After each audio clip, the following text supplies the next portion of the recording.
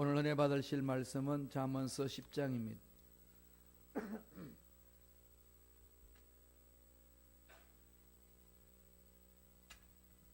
잠언서 10장 1절에서 9절까지 말씀이 되겠습니다. 잠언서 10장 1절에서 9절까지 말씀 다 같이 합독하시겠습니다. 솔로몬의 잠언이라. 지혜로운 아들은 아비를 기쁘게 하거니와 미련한 아들은 어미의 근심이니라. 불의의 재물은 무익하여도 공의는 죽음에서 건지느니라. 야훼께서 의인의 영혼은 줄이지 않게 하시나 악인의 소욕은 물리치시느니라. 손을 게으르게 놀리는 자는 가난하게 되고 손이 부지런한 자는 부하게 되느니라. 여름에 거두는 자는 지혜로운 아들이나 추수 때에 자는 자는 부끄러움을 끼치는 아들이니라. 의인의 머리에는 복이 임하나 악인의 입은 독을 머금었느니라. 의인을 기념할 때에는 칭찬하거니와 악인의 이름은 썩게 되느니라. 마음이 지혜로운 자는 계명을 받거니와 입이 미련한 자는 멸망하리라. 바른 길로 행하는 자는 걸음이 평안하려니와 굽은 길로 행하는 자는 드러나리라. 아멘. 이 말씀으로 지혜로운 자와 미련한 자의 차이, 지혜로운 자와 미련한 자의 차이라는 제목으로 은혜 말씀을 나누겠습니다. 오늘 잠언서 10장 1절에서 시작하는 말씀은 솔로몬의 잠언이라. 하나님이 특별히 지혜를 솔로몬에게 주셔서 그 지혜로 하나님의 일을 감당하는 일꾼입니다. 그래서 여기서 강조하고 있는 말씀은 지혜로운 아들은 아비를 기쁘게 하거니와 미련한 아들은 어미의 근심이 되느니라. 그렇게 이야기를 합니다. 그래서 오늘 세상에서 이런 말을 합니다. 잘난 아들은 국가의 아들이고 돈 잘 버는 아들은 장모의 아들이고 못난 아들은 내 아들이다. 이런 말을 던집니다. 오늘도 보면 미련한 아들은 어미의 근심이라. 참 저 아들을 버릴 수 없잖아요. 그러니까 늘 마음에 이렇게 근심이 되는 겁니다. 그러니까 지혜로운 아들은 부모를 기쁘게 하지만은 미련한 아들은 부모의 근심이 된다는 거죠. 이 부모와 아들은 하나님과 하나님의 자녀, 이 관계를 가지고 설명을 합니다. 지혜로운 하나님의 자녀는 하나님을 기쁘시게 하고 미련한 자녀는 하나님을 슬프게 하신다. 근심케 한다. 사도 바울이 우리의 삶의 목적은 뭐라고 이야기했나요? 먹든지 마시든지 오직 주를 위하여, 하나님의 영광을 위하여 하라고 그랬죠. 그런데 요새는 어떻게 하죠? 먹든지 마시든지 내 배만 위하는 존재가 되라. 이게 늘 그렇게 나만 만족하면 되는 이런 지극히 이기주의고 사람들을 배려하지 못하는 그런 자의 삶은 참 지혜롭지 못한 자의 삶이라고 이야기를 합니다. 오늘 말씀에서 지혜로운 자와 그다음에 미련한 자의 차이가 어떤 것인지를 가르쳐 줍니다. 세 가지로 살펴보겠습니다. 첫째로 가치관이 서로 다릅니다. 지혜로운 자와 미련한 자에는 뭐가 제일 먼저 다를까요? 생각이 다른 거죠. 그 생각은 다 다르지만 가치관이 다릅니다. 가치관이 다르면은 다 다르죠. 가치관은 하나님 믿는 사람과 믿지 않는 사람의 가치관은 다릅니다. 세계관이 달라지는 거죠. 세계관이 달라지면 삶의 스타일은 완전히 달라집니다. 그래서 미련한 자의 가치관과 그다음 지혜로운 자의 가치관이 서로 다르다는 거죠. 어떤 차이를 두는지 한번 보겠습니다. 잠언서 10장 2절입니다. 한 목소리 읽어볼까요? 다 같이 읽겠습니다. 불의의 재물은 무익하여도 공의는 죽음에서 건지느니라. 하나님의 자녀들, 하나님을 기쁘시게 하는 자녀들은 불의의 재물은 무익하다는 것, 재물 그 자체가 다 유익한 것이 아니라는 거죠. 우리는 돈 많이 벌어야 돼요. 사업하시는 분들, 또 직장 다니면서 사는 분들 돈을 잘 저축하고 그렇게 해야 됩니다. 목적이 어디에 있죠? 하나님의 영광을 위하여. 이를 위해서 우리는 돈을 모아야 되는데, 모으는 그 돈이 불이 하나님의 의와 상관없이 모으는 재물은 하나님 안 받으신다는 거죠. 이걸 늘 하나님의 자녀들은 마음판에 새겨야 된다는 겁니다. 세상은 남을 속여서라도 재물을 모으려고 합니다. 그게 세상 방법이잖아요. 도둑질 했어라도 돈을 모으려고 한다면 하나님 뭐라고 가르치죠? 미련한 자다. 미련한 자다.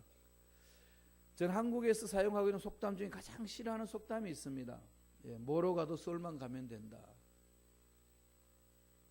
결과만 좋으면 된다는 거죠. 과정이야 뭐 어떤 짓을 하든, 강도짓을 하든 도둑질을 하든 거짓말을 하든 돈만 많이 모아가지고 이렇게 자기 목적만 이루면 된다. 뭐로 가도 쏠만 가면 되지. 이게 우리 민족을 많이 부패시켰습니다. 그러니까 최종적으로 세상은 결과만 보고 이야기하잖아요.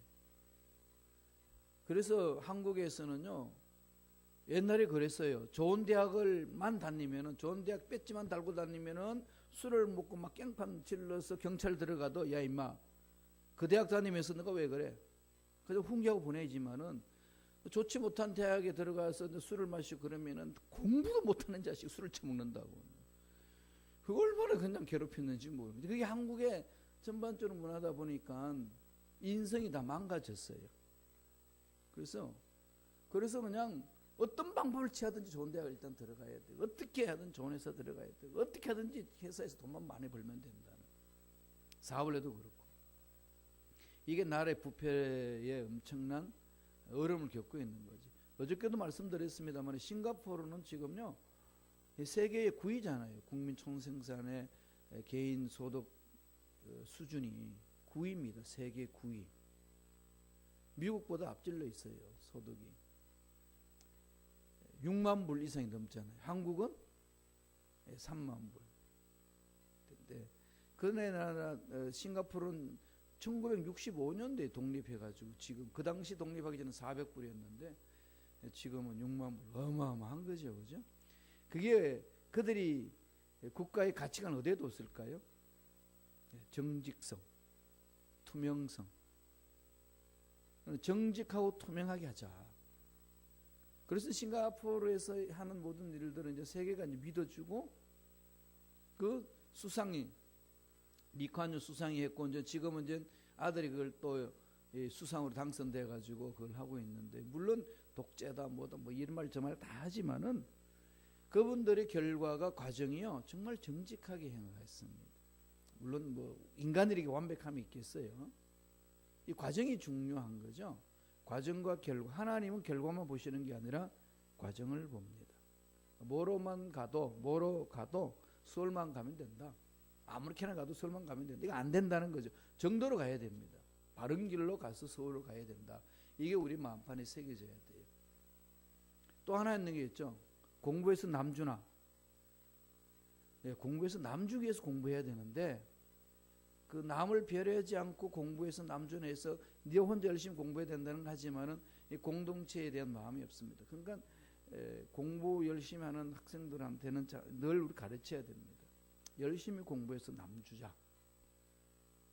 그는 정부 요직이 되든 판사가 되든 국회의원이 되든 교수가 되든 열심히 공부하는 것은 나 하나 잘 먹고 잘 살기 위해서가 아니라 남을 올바로 세워주고 올바로 가르쳐주고 올바른 길로 하기 위해서 열심히 하면은 공부하는 자세가 또 달라지는 거죠. 공동체 책임지는 거 아니겠어요? 열심히 돈 벌어서 뭐하죠? 하나님의 영광을 위해 쓰는 거죠. 이게 지혜로운 자의 삶이라고 성서는 가르쳐 줍니다. 그 의인의 삶이라는 거죠. 그렇게 의인의 삶은 하나님이 책임지신다고 오늘 말씀에도 강조하고 있습니다. 10장 3절을 보겠습니다. 10장 3절 다 같이 읽겠습니다. 야훼께서 의인의 영혼은 줄이지 않게 하시나 악인의 소욕은 물리치시느니라. 의인의 영혼은 어떻게 하죠? 줄이지 않게 하신다. 보통 사람들 그러잖아요. 예수 믿으세요 그러면은 그 예수 믿으세요 소리를 들은 사람이 주먹을 불끈 쥐면서 그럽니다. 예수 믿으면 밥 주냐? 밥 나오냐? 내가 열심히 해서 돈 벌어야지 무슨 예수 믿는다고 그러냐? 이러면은 많은 분들이 그게 아니고 이렇게 풉니다. 그러면 안 돼요. 야, 예수 믿으면 밥 나오냐? 그럼 어떻게 되죠? 밥 나온다. 그렇게 외치고 가셔야 돼요. 그럴 때는 그러세요. 우리 교회 와봐라. 예배 드리고 나서 공동 식사 있다. 밥 나오거든. 예수 믿으면 하나님이 베풀어 주신 은혜는 확실합니다. 책임져 주시거든. 이게 여기에 대한 당당함이 있으셔야 돼요. 그러려면 내가 체험을 해야 되잖아요. 예. 의인의 영혼은 줄이지 않게 하신다. 힘들고 어릴 때는 이 말씀을 가지고 자꾸 되새기세요. 그리고 불의의 재물이 막 들어올 때는 이 말씀을 새기셔야 된다고요. 악인의 소욕은 물리치신다.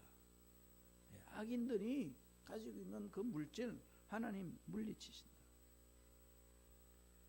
이러한 말씀이 자꾸 내 마음판에 새겨질 때 내가 나를 지킬 수 있습니다. 10장 16절에 읽지 않았습니다마는 10장 16절에 보면은 의인의 수고는 생명에 이르고 악인의 소득은 죄에 이른다고 그랬어요. 이게 차이가 없는 것 같지만 엄청난 거죠. 악인의 수입은 오히려 그에게 형벌이 된다는 거죠. 그 재물 때문에 오히려 하나님께 가까이 올 수가 없고 재물이 신이 되어버리는 거죠. 돈이 신이 되어버리니까 돈신이 돼요. 돈다니까요. 돈 때문에. 이 부분들을 늘 마음판에 새겨야 됩니다. 하나님 방법대로 돈을 벌 수 있도록 하나님 주신 원리대로 돈을 벌 수 있도록 주여 축복하여 주옵소서. 불의의 재물은 무익하지만은 공의는 유익하다. 하나님의 의를 찾고 하나님의 방법대로 돈을 버는 자의 그 재물은 아름답다는 거죠. 사람으로서 마땅히 해야 될 도리가 공의잖아요. 공의, 정의라는 말은 어떤 걸까요? Justice. 정의가 뭡니까? 사람이 그 공동체에서 마땅히 해야 될 도리, 그게 공의를 이루는 거죠. 하나님 앞에 공의로운 자의 삶은 말씀 마음 새기고 하나님이 하라고 한 말에 내가 마땅히 해야 하고 책임을 지는 거죠. 그래서 신앙의 성숙의 결론은요, 자유함이고 그 자유함에는 책임이 따릅니다. 늘 책임을 질 줄 아는 거죠. 끝까지 책임을 지는 자, 하나님 앞에 성숙한 자의 모습이라고 말해 줍니다. 그래서 불의의 재물은 무익하여도 공의는 죽음에서 건져낸다. 힘들고 어려운 일이 있어도 반드시 하나님은 승리를 맛보게 해주신다는 거죠. 우리 어저께 수요 공부에도 약간 잠깐 말씀드렸습니다마는 요한계시록의 결론은 예수님은 승리자이십니다. 이 결론을 내려주는 거죠. 여러 가지 환상을 보여주고 여러 가지 기호를 상징적으로 설명하는데 딱 한마디 결론은 예수는 승리자입니다. 그러므로 아무리 환난이고 어려움이 있어도 흔들리지 말고 승리자 예수를 바라보라. 이게 메시지의 핵심입니다. 오늘 잠언서 10장 3절에도 그렇게 하지 않습니까? 야훼께서 의인의 영혼은 줄이지 않게 하시나 악인의 소욕은 물리치시느니라. 그러니까 환난과 궁핍 속에서 있을지라도 하나님은 의인들에게 일용할 양식을 먹여주십니다. 힘들고 어려울 때 이 말씀을 늘 생각하세요. 이러다가 망하지 않냐, 이러다가 먹지도 못하지 않느냐, 그럴 때마다 주님이 가르쳐주신 기도를 마음판에 새기는 것이 우리에게 날마다 일용할 양식을 주시고, 의인은 줄이지 않게 하심을 믿습니다.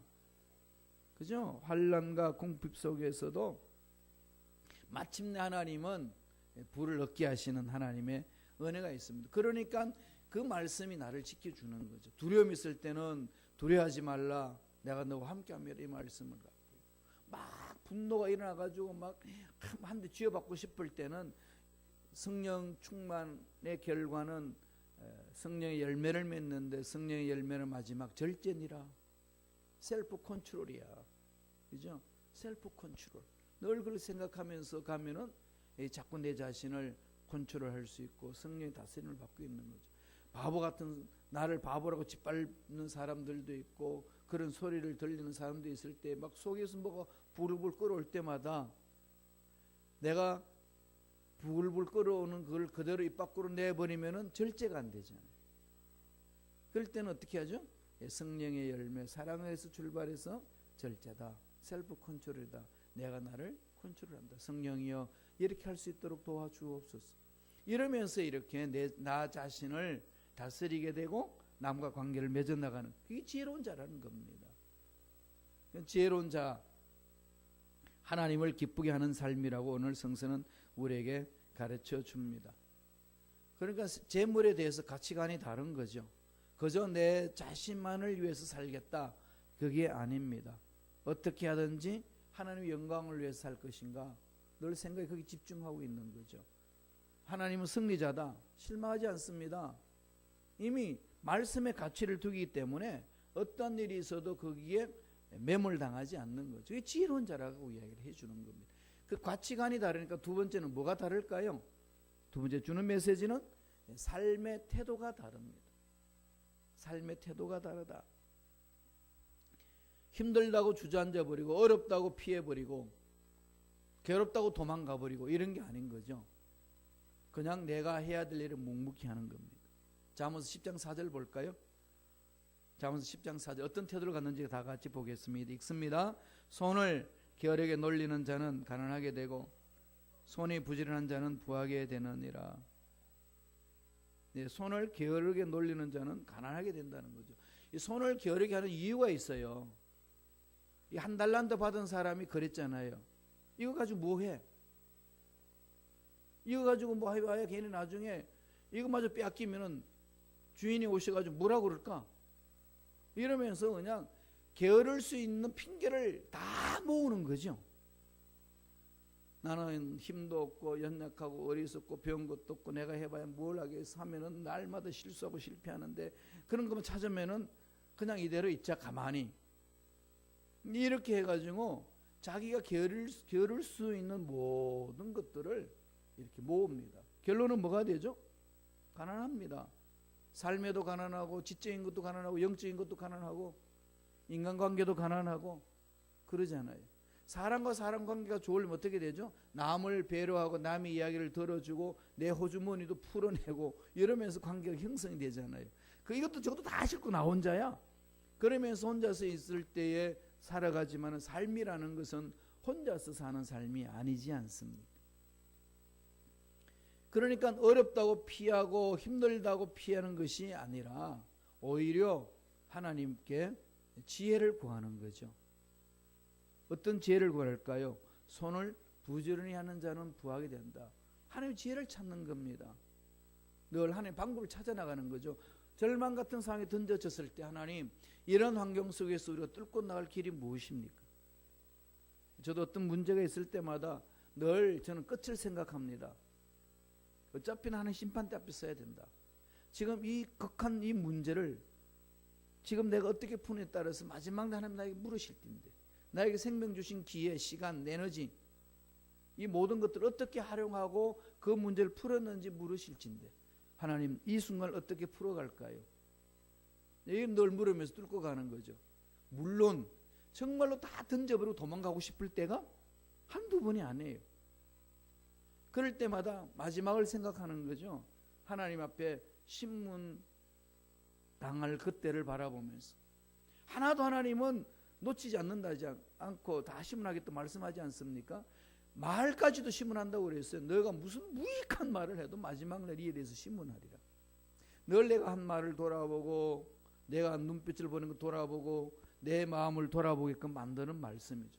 그러니까 어떻게 부지런해지는 거예요. 영적으로도 부지런해지고 생각도 부지런해지고 그리고 사람과의 관계도 부지런해지고 늘 그러면서 기도하는 겁니다. 그러니까 영적으로 부지런해지니까 말씀 안에 찾아나가고 힘들다고 물러가지 않는다는 겁니다. 그 순간을 이겨내는 거죠. 이런 부분에 있어서 우리가 지난번에 잠언서 6장에서 봤던 그 지혜로운 자는 지혜롭게 살기 위해서는 이 개미에게 배우라고 그랬지 않습니까? 개미가 뭡니까? 개미는 두려움도 없는데도 지 할 일을 묵묵히 합니다. 감독이 안 해도, 감독이 없어도 지 할 일은 지가 하는 거죠. 근데 미련한 자는 뭐예요? 감독을 세워놔도 눈을 피해가지고 딴짓한다는 거죠. 여러분 사업하신 분들은 아실 거예요. 일꾼들을 들여가지고 일하다 보면은 정말 성실한 자는 내가 있든지 없든지 지 할 일을 그렇게 잘하는데, 이게 아주 야가 빠진 인간은 주인 눈을 피해가지고 어떻게 하든지 편하게 지내려고 하는 것이 눈에 보이지 않아요. 그런 분, 사업하시는 분들이 많이 그래요. 그러한 자들은 개미보다도 못한 사람이다 그런 거죠. 개미에게 배워라. 감독하는 자도 없고 두려움도 없는데 지 할 일은 묵묵히 한다는 거죠. 이게 신앙생활이에요. 누가 보기 때문에 하고 안 보면 안 하고 그거 아닙니다.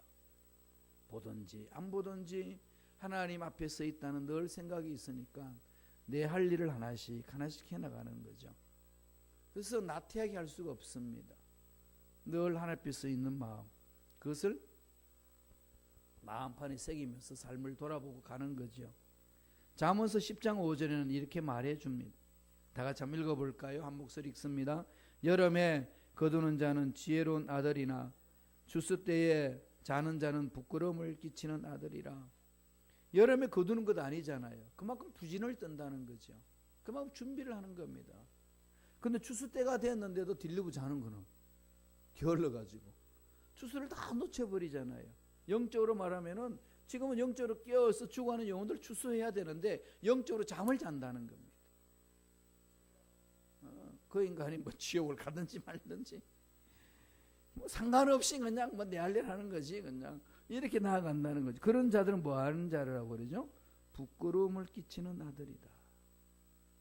지혜로운 자의 삶의 가치관이 미련한 자의 가치관과 다르니까 삶의 태도가 다릅니다. 늘 하나님 앞에 서 있는 거죠. 성서에서 보여주는 게 뭐가 있죠?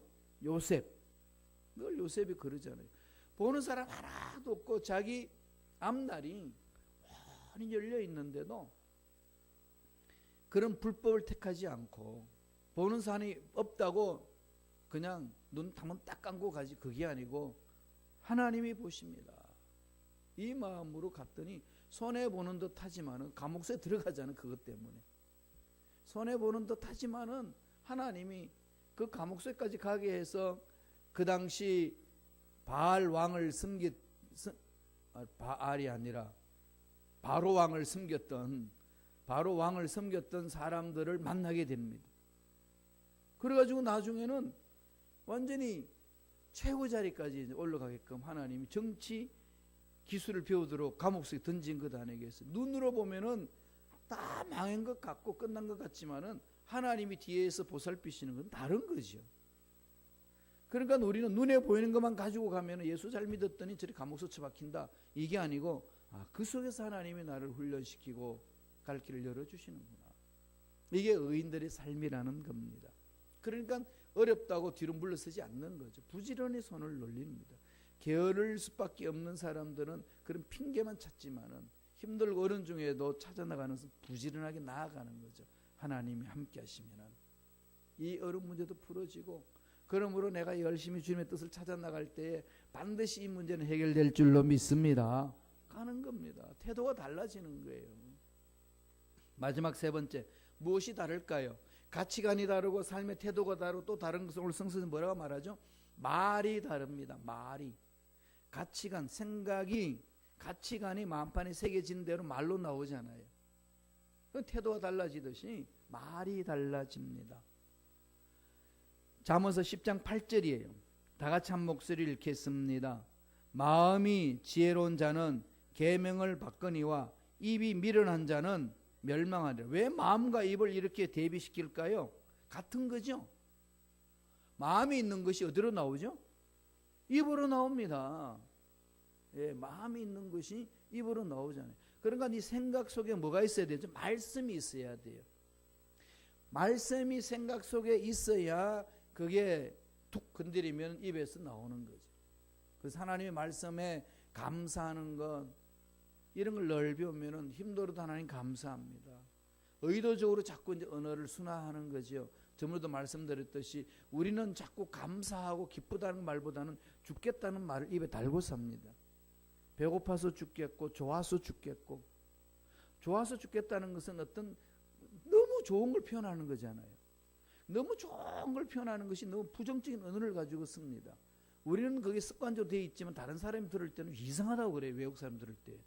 좋으면 너무 기쁘다 그래야 되지. 좋은데 왜 죽어? 좋아서 죽겠다. 배고파서 죽겠다. 늘 그렇게 안 되는 것, 좀 망하는 것 쪽으로 입에 달고 삽니다. 이건 우리들이요, 의도적으로 깨야 됩니다. 어느 습관을 깨부셔야 돼요. 지혜로운 자는 아버지 말씀을 받기를 좋아하고, 그리고 입만 열면은 하나님의 말씀을 선포하는 거죠. 그래서 하나님의 말씀을 닮아가는 겁니다. 예수를 믿는다는 것은 눈에 보이지도 않고 손에 잡히지도 않는데 어떻게 예수를 믿고 따라갑니까? 예수님의 말씀을 마음판에 새기는 거죠. 그 예수 믿는 사람이잖아요. 예수님을 믿습니다. 우리 많은 말을 주님 믿습니다. 그런데 뭘 믿을까요? 한번 생각해 보셨나요? 구체적으로. 늘 제가 이제 요새 그 말씀을 드립니다. 하나님을 닮고 싶습니다. 예수님을 닮고 싶습니다. 하나님 따라가겠습니다. 하나님 말씀대로 살겠습니다. 이거는 말씀을 마음판에 새기고 순종하는 거고 실천하는 거잖아요. 예수님을 믿는다는 것은 예수님이 하신 일을 믿을 뿐만 아니라 예수님이 하신 말씀을 믿고 따라가는 거죠. 예수님이 하신 말씀을 믿는다는 것은 예수님 말씀을 내 마음판에 새기는 것을 말합니다. 그러니까 입만 열면 그 말씀이 나오는 거죠. 그래서 생각이 말씀 안에서 깊어지고 예수를 깊이 생각하잖아요. 어떤 일을 저지르고 나서 실수하고 나서 상대방에게 용서를 구할 때 대체적으로 어떻게 말하죠? 미안합니다. 제 생각이 짧았습니다. 왜 생각을 짧게 해야 돼요? 길게 해야지. 깊게 해야지. 이게 늘 지혜로운 자의 삶이라는 거죠. 그러니까 말이 달라진다는 겁니다. 14절을 보겠습니다. 14절 다 같이 읽겠습니다. 지혜로운 자는 지식을 간직하거니와 미련한 자의 입은 멸망에 가까우니라. 이게 좀 대비되는 게 좀 다르지 않나요? 지혜로운 자는 지식을 간직하고 미련한 자는 지식을 없이 한다 그래야 되는데 입으로 표현합니다. 무슨 말씀일까요? 마음과 입 같이 간다는 거죠. 지혜로운 자는 먼저 마음이 말씀 안에 잠긴다는 겁니다. 하나님 어떤 분인지를 그 말씀을 통해서 내 마음속에 가득히 채워넣는 거죠. 그러면은 뭐가 나올까요? 입에서는 그 하나님의 성품이 자꾸 외쳐지는 거죠. 나도 모르게 욕을 내 마음속에 많이 집어넣으면은 어떤 문제에 퍽 터지면 욕이 그냥 저절로 나오잖아요. 사람은 그래요. 큰애를 독일로 유학 갈 때 데리고 갔을 때에 걔가 이제 유치원 가기 전에 갔어요. 유치원에 넣어놨더니 저희들이 한 번도 가르쳐 주지 않는 욕을 하더라고요. 가장 큰 욕을. 대한민국에서 제일 큰 욕이 뭐죠? 사람 보고 동물의 새끼라고 이야기하는 거. 이게 가장 큰 욕이잖아요. 그죠? 그런데 그러한 욕을 달더라고요. 우리는 가르쳐 준 적도 없고 그러한 욕이 독일어의 가장 큰 욕이라는 걸 알지도 못하는데 걔는 그거를 입에서 말하더라고요. 왜 그랬을까요? 걔네들끼리 모여가지고 늘 그놈들이 떠들어대는 거 아무 생각 없이 이야기하면서 주워 담은 내용이 그거예요. 그러니까 퍽 터져 나오는 거죠. 어른이 되어서도 저와 여러분 신앙생활을 하면서도 이게 관리가 안 되면은 이 소리 저 소리 들은 것이 내 마음에 새겨 놓으면은 그런 상황이 있으면 입에서 열고 툭 던져 놓는 거죠. 저도 그런 욕을 이렇게 운전하다 보면은 많이 해요. 그럴 때마다 아차 아차 그러는 거죠. 습관적으로 그게 돼 있는 거죠. 운전하다 보면 그러잖아요. 얼마나 얄밉게 운전하는 사람이 있어. 가지도 않고 확 끼어들고 이러면 입에서 그냥 할렐루야 감사합니다 이게 나올까요? 안 나와요. 그럴 때마다 자꾸 이렇게 이거 의지적으로 해야 되는구나. 말씀 안에서 내가 해야 되는구나. 그러니까 교회에서도 신앙생활 할 때 늘 훈련을 하셔야 됩니다. 그래서 늘 마음에 말씀을 새겨놓고 말하는 훈련을 해야 된다는 거죠. 하나님 지키십니다. 보시잖아요. 무슨 말이 내 귀에 들어오든지 내가 들은 대로 해줄게. 무슨 무익한 말을 해도 마지막 날 내가 신문할 거야. 듣는 사람이 없는 것 같고 거기에 대해서 말하지 않는 사람, 말하는 사람이 없는 것 같아도 나는 다 듣고 있노라. 이 말씀이잖아요. 다 보고 있고 다 듣고 있노라.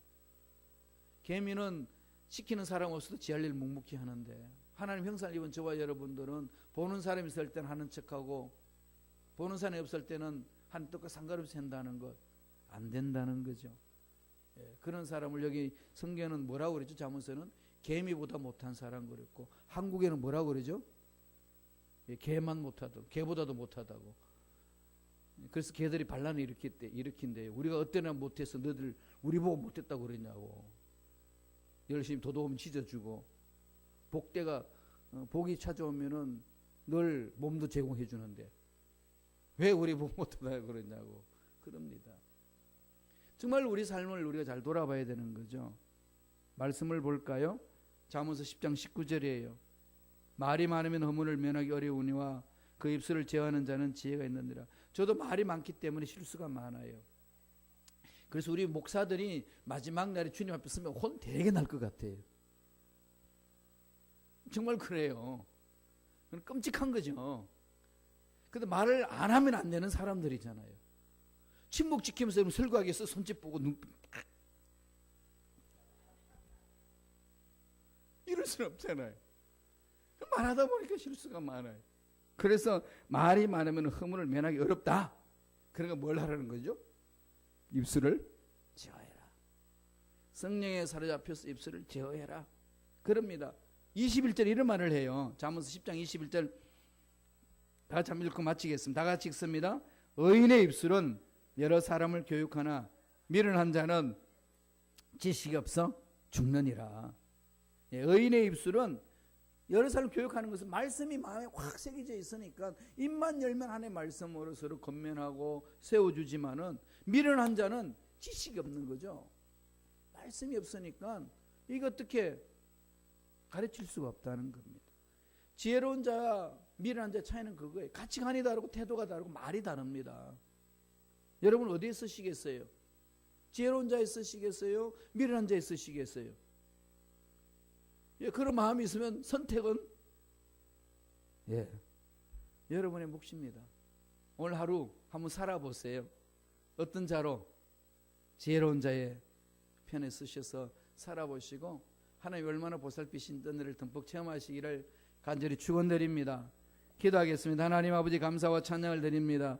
오늘 우리에게 성령으로 충만케 하여 주시고 성령의 능력을 함께 하여 주셔서 아버지 말씀을 받을 수 있도록 축복해 주시니 감사합니다. 주신 말씀 한 귀로 듣고 흘러버리지 말게 하여 주시고 마음판에 새기게 하시고 말씀으로 우리 생각, 말, 삶을 사로잡아 주셔서 늘 하나님을 기쁘시게 하는 지혜로운 자의 삶이 되게 축복하여 주시옵소서. 예수 이름으로 매노니 우리의 생각을 방해하고 말을 방해하고 삶의 태도를 방해하는 마귀들은 떠나갈지어다 사라질지어다 예수 피로 씻음받을지어다. 매 순간 말씀 위에 서서 지혜로운 말을 함으로 하나님께 영광 주의 사람들에게 은혜를 끼치는 능력의 일꾼 지혜로운 자의 삶이 되게 축복하여 주옵소서. 은혜 감사히 귀한 예물 드립니다. 드린 손길마다 축복해 주시고 불의의 재물을 얻는 자가 아니라 공의롭게 하나님이 원하시는 방법으로 재물을 많이 쌓아서 하나님께 영광 돌리는 복된 손길들 되게 축복하여 주옵소서. 감사하고 예수님 이름으로 기도드리옵나이다. 아멘.